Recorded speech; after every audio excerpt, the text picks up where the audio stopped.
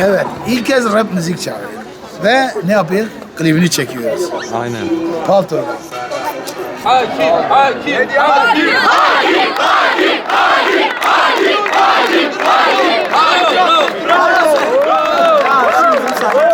Hadi geç şimdi. Hocam 5 puan. 5 hocam ya. Ya hocam 5 puan. Bir sorudan tek kaldı.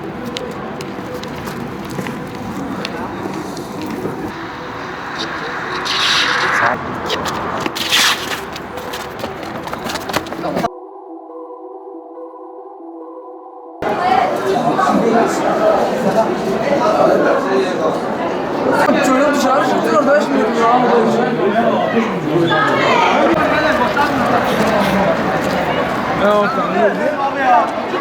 Birazdan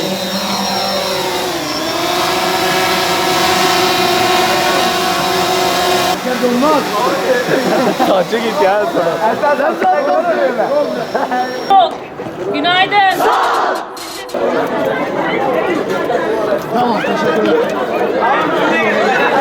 Hoş.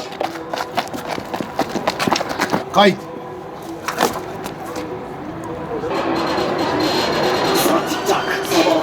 Çantayı sırtına tak, bunda git acele et ana boşalıyordum senin geç kalma kapıda aptal olacak sinirliğine baksa baksa zaman zaman kurtulur diye yaz başlar başka ağlarsın.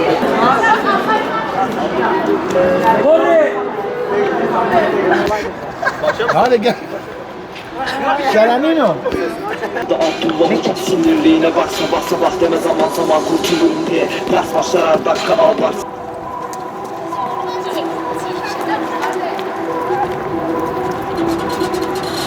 Sana tik tak zaman.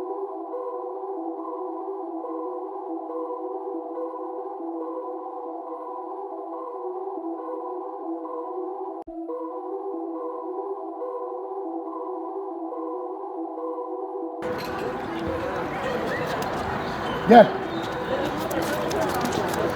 ben mi inanmıyorum bu kadar eğlenceli geçer.